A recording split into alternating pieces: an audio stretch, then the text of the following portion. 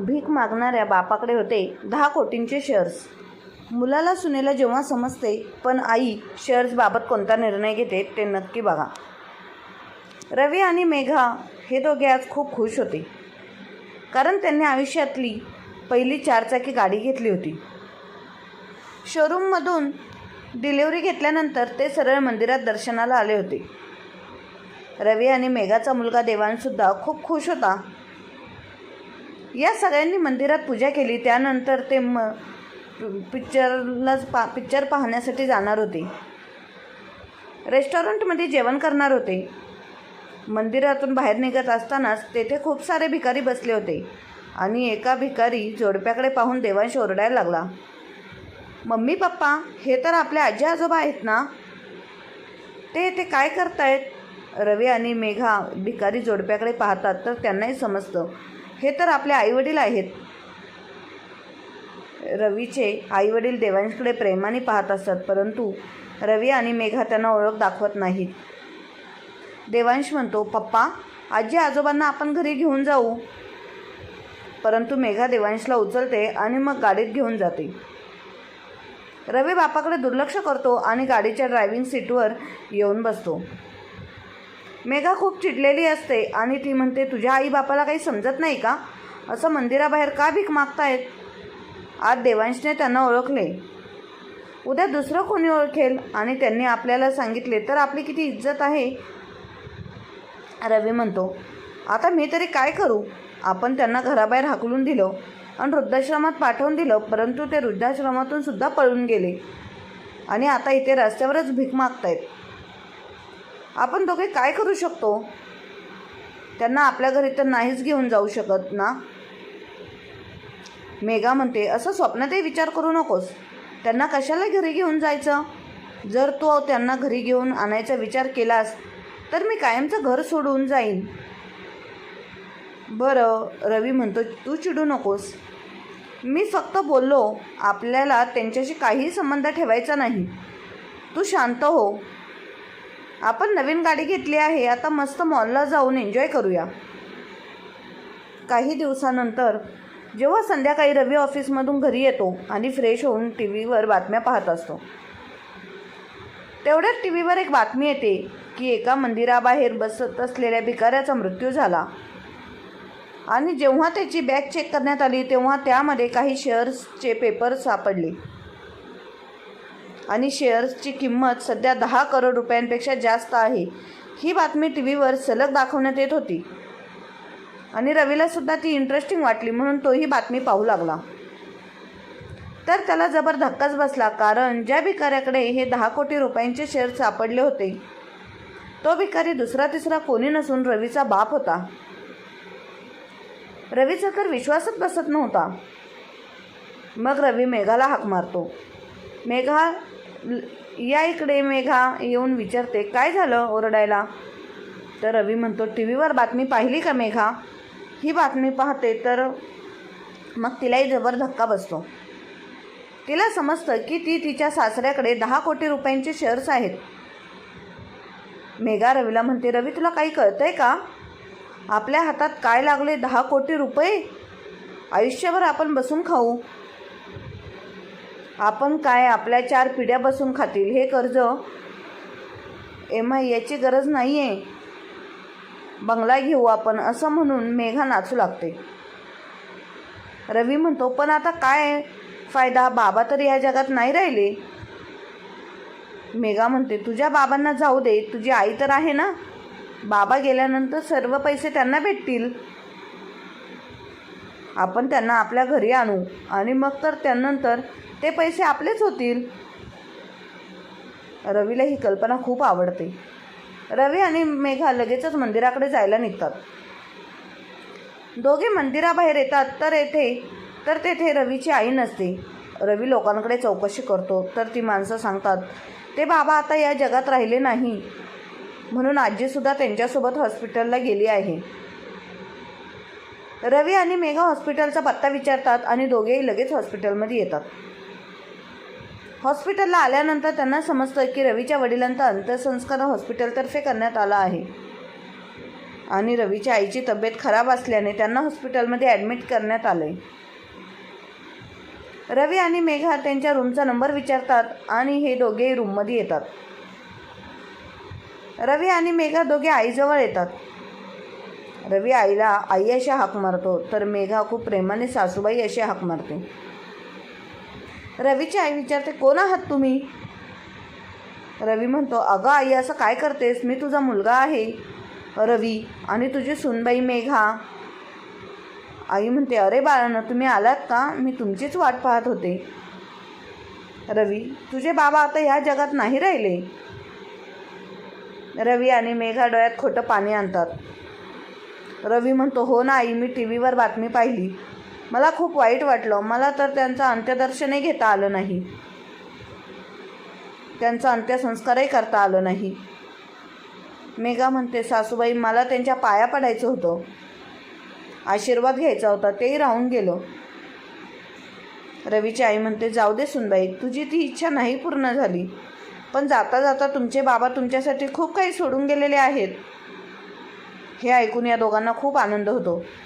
मेघा म्हणते, हो ना सासूबाई, आम्ही टीव्हीवर बातमी पाहिली, तुमच्याकडे 10 कोटी रुपयांचे शेअर्स आहेत, परंतु तुम्ही आम्हाला काहीच सांगितलं नाही. रवी म्हणतो, जाऊ दे ना मेघा, झालं ते झालं आता, तर ते पैसे आपल्यालाच मिळणार आहेत ना. अगं आई, विचार कर, या 10 कोटी रुपयात आपण काय काय करू शकतो. आमची सगळी कर्ज फेडतील, आपण एका बंगल्यात राहायला जाऊ, आपलं भविष्य किती चांगलं असेल, तुझ्या नातवाचं भविष्य किती चांगलं असेल, तो विदेशात शिकायला जाईल, सगळं किती छान होईल. रवीची आई म्हणते, हो ना बाळा, तुमच्या वडिलांनी तुमच्यासाठीच हे शेअर जपून ठेवले होते. तेवढ्या डॉक्टर आणि नर्स येतात. त्या रवीच्या आईला म्हणतात, आता तुम्हाला बरं वाटतंय का? रवीची आई म्हणते, हो, मला बरं वाटतंय. डॉक्टर सांगतात, बाहेर काही पत्रकार आले आहेत, त्यांना तुम्हाला शेअर्सबद्दल विचारायचं आहे, तुमची मुलाखत घ्यायची आहे, तुम्ही त्यासाठी तयार आहात का? रवीची आई म्हणते, हो, मी तयार आहे, मलाही त्यांना सगळं खरं खरं सांगायचं आहे.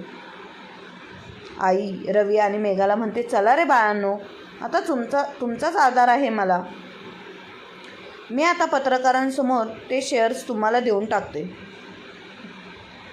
म्हणजे नंतर काही प्रॉब्लेम नको. हे ऐकून रवी आणि मेघाला खूप आनंद होतो. ते दोघे आईला घेऊन पत्रकारांसमोर येतात.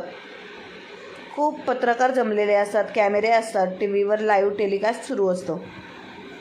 पत्रकार एकानंतर एक प्रश्न विचारत असतात, तुम्हाला या शेअर्सबद्दल कधी समजलं, तुम्ही हे शेअर्स कधी विकत घेतले, आता तुम्ही या 10 कोटी रुपयांचं काय करणार? रवीची आई म्हणते, थांबा सगळे, मी आज तुम्हाला सगळ्या प्रश्नांची उत्तरं देणार आहे, एक ना एक शब्द सांगणार आहे, तुम्ही फक्त ऐकायचं काम करा, मी सांगायचं काम करते. सगळे पत्रकार शांत होतात. रवी आणि मेघाच्या मनात तर लाडू फुटत असतात, त्यांच्या चेहऱ्यावर आनंद ओसंडून वाहत असतो. रवीची आई म्हणते, मी आणि माझे अहो, आम्ही दोघांनी खूप कष्टातून आमचं आयुष्य जगलं, आम्हाला कधी श्रीमंती नावाची गोष्ट कळलीच नाही. 2 वेळेचं अन्न मिळायचं, तेही खूप कष्ट करून आम्ही गावाकडे राहायचो, आणि हा आमचा एकुलता एक मुलगा रवी. रवी सर्वांना नमस्कार करतो. आई सांगते, आम्ही दोघे जास्त शिकलेलो नव्हतो, पण याला चांगलं शिक्षण द्यावं असं आम्ही ठरवलं, पण यासाठी रात्रीचा दिवस केला, खूप कष्ट केले, त्याला गावात शिकवलं, मग शहरात पाठवलं, हा नोकरीला लागला, तोपर्यंत आम्ही गावात कष्ट करत होतो, मग याचं लग्नही लावून दिलं. ही आमची सुनबाई मेघा. पत्रकारांना नमस्कार करते आणि सासूबाईंच्याही पाया पडते. आपण खूप चांगले आणि संस्कारी आहोत असं दाखवण्याचा ती प्रयत्न करते. आई सांगते, हो, दिसतंय सगळ्यांना तू किती संस्कारी आहेस. ते बाळांनो, आम्हाला असं वाटलं की आमच्या मुलाला शहरात नोकरी लागली आहे, आता त्याने स्वतःचं घर घेतलं तर आम्ही त्याच्याकडे जाऊन राहावं, आमचे चांगले दिवस सुरू झाले. परंतु जेव्हा आम्ही शहरात याच्याकडे येऊन राहिलो तेव्हा आम्हाला कळलं, आम्ही आमच्या मुलाकडे नाही तर एका राक्षसाकडे आलो आहे, ज्याची बायकोसुद्धा एक राक्षसीनच आहे. सगळे पत्रकार रवी आणि मेघाकडे पाहू लागतात. रवी आणि मेघाला तो मोठा धक्काच बसतो. मेघा चिडून म्हणते, सासूबाई हे काय बोलताय तुम्ही, लाईव्ह टेलिकास्ट सुरू आहे, सगळे लोक पाहतात. आई म्हणते, मग पाहू दे ना, जे खरं आहे तेच मी सर्वांना सांगणार आणि हे सत्य तर सर्वांना कळलेच पाहिजे. आई सांगते, जेव्हा आम्ही यांच्या घरी राहायला गेलो तेव्हा आम्ही कसे राहतो, आम्ही कसे दिसतो, आम्ही कसे कपडे घालतो, आम्ही कसे जेवण करतो, आम्ही टेलर कसं वापरतो, या प्रत्येक गोष्टीवरून माझ्या सुनबाईने आमची लाज काढली.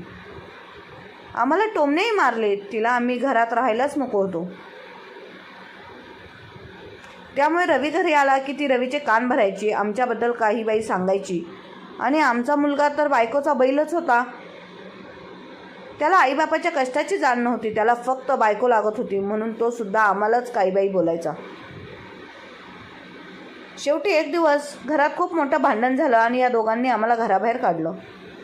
थोडे पैसे आणि वृद्धाश्रमाचा पत्ताही दिला. तो दिवस आमच्या आयुष्यातील सर्वात वाईट दिवस होता. मी तर वृद्धाश्रमात जायला तयार होते, परंतु आमचे हे म्हणाले, नाही, आपण वृद्धाश्रमात नाही जायचं. आपण खूप मोठं पाप केलं आहे, खूप मोठी चूक केली आहे. या अशा मुलाला जन्म दिला, आपण त्याला संस्कार नाही देऊ शकलो, त्याची शिक्षा आपण भोगायलाच हवी. आपण आता भीक मागायची, कारण आपण केलेल्या चुकीचा तोच पश्चाताप असेल. त्यानंतर आम्ही दोघेही देवाच्या देवळात गेलो, देवाच्या मंदिराबाहेर राहायला लागलो. तेथे लोक जे देतील ते खायला लागलो. एक दिवस हे दोघेही मंदिरात आले होते, परंतु त्यांनी आम्हाला ओळखही नाही दाखवली, दुर्लक्ष करून निघून गेले. आणि आता तुमच्या मनात जो प्रश्न आहे त्या प्रश्नाचे उत्तर देते, या 10 कोटी रुपयांच्या शेअर्सबद्दल. मलाही माहीत नव्हतं, परंतु जेव्हा या दोघांनी आम्हाला घराबाहेर काढलं तेव्हा त्यांनी मला सांगितलं की मी रवीच्या भविष्यासाठी काही वर्षापूर्वी शेअर्स काढून ठेवला होता.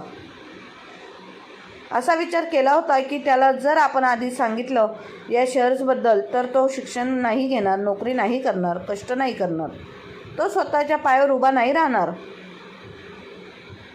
जेव्हा तो स्वतःच्या पायावर उभा राहील की मग त्याला हे शेअर्स द्यायचे. पण त्याच्या अशा वागण्यामुळे आम्ही ठरवलं अशा नालायक माणसाला हे पैसे द्यायचे नाहीत. हे सत्य ऐकून रवी मेघाच्या पायाखालची जमीनच सरकते. त्यांना आपल्या अशा वागण्याचा खूप पश्चाताप होतो. पत्रकार विचारतात, मग तुम्ही पैसे स्वतःसाठी का नाही वापरलेत? तुम्ही अशी भीक का मागत होतात?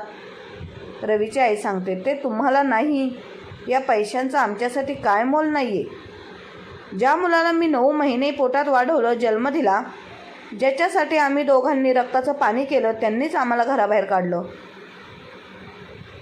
आमचा अपमान केला. मग या पैशांना काय महत्त्व आहे?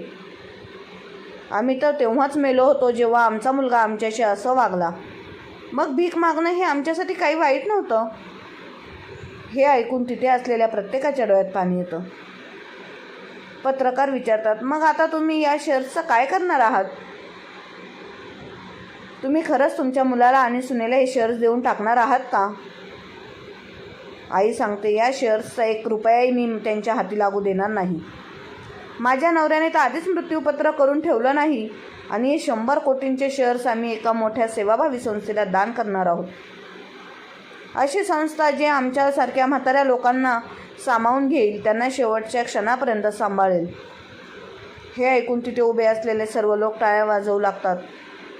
तर रवी आणि मेघाच्या पायाखालची जमीनच सरकलेली असते. त्या दोघांनी मान खाली घातलेली असते आणि एक शब्द बोलण्याची त्यांची हिंमत होत नाही. हे दोघे तेथून पळून जातात. पत्रकार विचारतात, पण आता तुम्ही कुठे राहणार, काय करणार? रवीची आई सांगते, आता मी ज्या सेवाभावी संस्थेला हे पैसे दान करणार आहे, हे शेअर दान करणार आहे, तेथेच राहणार, माझ्यासारख्या लोकांची सेवा करणार.